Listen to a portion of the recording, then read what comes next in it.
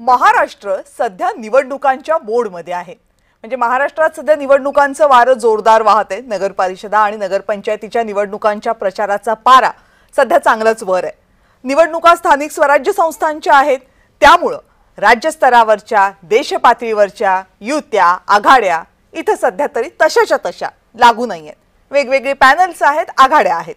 सगळ्यात महत्त्वाचं म्हणजे राज्यामध्ये सत्तेत असलेले पक्ष या निवडणुकांमध्ये सगळीकडे एकत्र असतीलच असं नाहीये। कुठे ते एकत्र आहेत, कुठे ते एकमेकांच्या विरोधामध्ये आहेत। त्यामुळे विधानसभेसारख्या सर्व पक्षांच्या मिळून एकत्रित प्रचार सभा असं काही चित्र राज्यामध्ये आता काही दिसत नाहीये। तीनही पक्षांचे नेते आपापला प्रचार करतात आणि जोरदार प्रचार होतोय।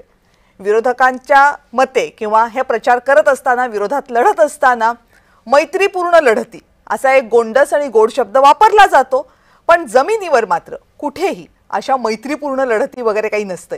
तिथे निवडणुकांचं रणांगणच असतं आणि प्रत्येकाला निवडणूक जिंकायचीच असते आणि प्रतिस्पर्धी हा विरोधकच असतो आणि याचा प्रत्यय अगदी पक्ष नेतृत्वापर्यंत दिसतोय आणि त्यामुळे महायुतीतील सुप्त वादही समोर येत आहेत। एकनाथ शिंदेंच्या मंत्र्यांच्या मंत्रिमंडळाच्या बहिष्कारापासून याची सुरुवात झाली। निधी वाटप आणि लाडकी बहीण योजनेचे श्रेय या मुद्द्यावर भाजप, शिवसेना, राष्ट्रवादी या तीनही पक्षांचे शीर्षस्थ नेते अगदी आमने-सामने आहेत। विधान करताना एकमेकांच्या मधली स्पर्धा आणि वाद प्रकर्षाने समोर येणार नाही त्याची काळजी घेतली जाते खरी, पण तरीही ते पूर्णपणे टाळणं नेत्यांना जमतंयच असंही नाहीये। एकीकडे महाविकास आघाडीमध्ये ही सगळी ओढाताण सुरू असताना तिकडे महाविकास आघाडीत शांतता आहे। महायुतीमध्ये ओढाताण सुरू आहे, पण महाविकास आघाडीत शांतता आहे। तिथे तिन्ही पक्षांचे वरिष्ठ नेते अजूनही सक्रियपणे प्रचारात उतरलेलेच दिसत नाहीयेत। महाविकास आघाडीने ही संपूर्ण निवडणूक जणू स्थानिक नेत्यांवर आणि कार्यकर्त्यांवरच सोडली की काय असा प्रश्न विचारायला सध्या तरी बरीच जागा दिसते। नगर परिषदा ही खरं तर फक्त सुरुवात आहे। खरी रंगत जिल्हा परिषद आणि महानगरपालिकांच्या निवडणुकांमध्ये दिसणार आहे। त्यामुळे मॅचच्या सुरुवातीपासून कोण कसं पाय रोवतं यावरून संघाची पुढची स्ट्रॅटेजी काय असेल याचा अंदाज बांधता येऊ शकतो। हाच अंदाज बांधण्याचा प्रयत्न आज करूयात, पण त्या अगोदर हा रिपोर्ट बघूयात। देवेंद्र फडणवीस, एकनाथ शिंदे आणि अजित पवार महायुतीतल्या तीन प्रमुख पक्षांचे हे तीन प्रमुख नेते। एक मुख्यमंत्री आणि दोघे उपमुख्यमंत्री।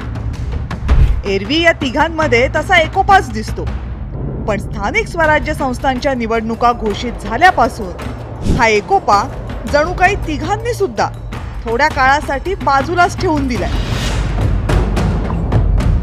नगर परिषदांच्या निवडणुकींचा प्रचार सुरू झाला आणि तेव्हापासूनच हे तीनही नेते आणि त्यांच्या पक्षाचे नेते एकमेकांना सुनावण्याची एक संधी सोडत नाहीये। यातली पहिली ठिणगी पडली ती शिवसेना आणि भाजपमध्ये। एकमेकांचे कार्यकर्ते फोडले म्हणून शिंदे आणि फडणवीस दोघेही नाराज झाले। मंत्रिमंडळाच्या बैठकांवर बहिष्कार झाला। मग शिंदेंची दिल्ली वारी झाली, अमित शहांशी भेट झाली, पण माध्यमांसमोर मात्र दोघांनीही सगळं काही ठीक आहे हाच सूर कायम ठेवला। तक्रारीचा पाडा वाचणारा रडणारा एकनाथ शिंदे नाही आहे, तुम्हाला मी सांगतो। हा रडणारा नाही, लढणार आहे आणि ते आपण पाहिलं वेळोवेळी। त्यामुळे या छोट्या मोठ्या तक्रारी राष्ट्रीय पातळीवर आम्ही आणत नसतो। मी याला एवढंच म्हणेन की हा वेड्यांचा बाजार आहे आणि वेड्यांच्या बाजारामध्ये काही माध्यमही वेडी झाली आहेत। त्यामुळे परवाही मी आणि शिंदे साहेब ज्यावेळेस हुतात्मा स्मारकावर गेलो, आल्यावर आम्ही दोघं भेटलो, जाताना आम्ही दोघं भेटलो। ते कुठे चालले आहेत त्यांनी मला सांगितलं, मी कुठे चाललोय मला सांगितलं। आता त्यातले काहीतरी त्या ठिकाणी अँगल क्लिक करायचे आणि मग हे बोललेच नाही म्हणून दाखवायचं। शिंदे फडणवीसांमधला हा दुरावा ताजा असतानाच तिकडे बारामतीमध्ये अजित पवारांनी मतावर काट मारली तर मी निधीवर काट मारतो असा इशाराच दिला। मग तिजोरीच्या चाव्या तुमच्याकडे, पण तिजोरीचे मालक मात्र आम्हीच असा टोला भाजपच्या चंद्रकांत पाटलांनी लगावला। तुम्ही मला 18च्या 18 उमेदवार निवडून दिले ना, मी तुम्हाला सांगितलेलं सगळं द्यायला तयार, पण तुम्ही तिथं काट मारली तर मी पण काट मारणार. तुमच्या हातात मत द्यायचंय, माझ्या हातात निधी द्यायचंय. बघा काय. त्यामुळं जो सर्वसामान्य माणूस आहे, बारामतीकरातला काही पुढारी इकडे तिकडे असतील, पण सर्वसामान्य बारामतीकर माझ्या बरोबर आहे. त्याच्यामुळे काही तिथं काळजी करायचं कारण नाही. काही बजेट नाही, चिंता नको करा. अरे निवडणूक अधिकाऱ्याला सांगू ना बजेट हे केवढ्याचं आहे ते केवढ्याचं आहे. एक पडद्याचं का लावून 50 रुपये लावल. काही काळजी नको करा. निवडणूक आयोगाला हिशोब देऊ आपण. हिशोबच घेईल का नाही आपला. ते हिशोबासाठी भिवून राहिले आणि मी स्टार प्रचारक आहे, त्यामुळे कशाला हिशोब लागते. आणि त्यामुळे राज्यावर आहे, आम्ही हिशोब देऊ. नगरपालिकांच्या या प्रचारामध्ये एकनाथ शिंदेंनी लाडकी बहीण योजनेचं श्रेय घेण्याचा प्रयत्न केला. त्यावर फडणवीसांनी लाडक्या बहिणींना देवा भाऊचा शब्द दिला. त्यावेळेस मुख्यमंत्री माझी लाडकी बहीण योजना सुरू केली आणि अनेक लोकांनी त्याच्यामध्ये खोडा घालण्याचा प्रयत्न केला, बंद पाडण्याचा प्रयत्न केला. परंतु हा एकनाथ शिंदे शब्द दिलेला पाळतो, कमिटमेंट पाळतो, म्हणून ही योजना सुरू झाली.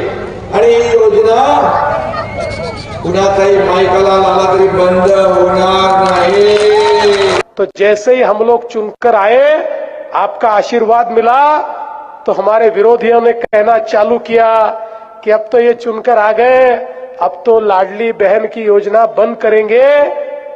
परसों ही हमको चुनकर आकर 1 साल पूरा हुआ, लेकिन हमने योजना बंद नहीं की.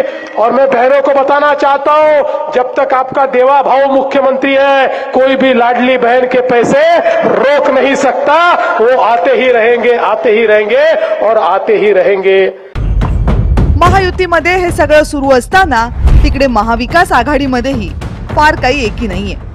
मुंबईत ठाकरेंना सोबत घ्यायचं की नाही यावरून काँग्रेसमध्येच 2 गट आहेत. विधानसभेच्या निवडणुकीत पराभूत झालेले महाविकास आघाडीचे अनेक उमेदवार महायुतीमध्ये गेले. नगरपालिका निवडणुकांचा प्रचार अंतिम टप्प्यात आलेला असतानाही महायुतीचे दिग्गज नेते मैदानामध्ये दिसतच नाहीयेत. एकूण काय तर स्थानिक स्वराज्य संस्थांच्या या निवडणुकांच्या निमित्तानं महायुती आणि महाविकास आघाडी या दोघांचीही दुखणी सगळ्यांसमोर येत आहे. हेच खरं. ब्युरो रिपोर्ट, जय महाराष्ट्र.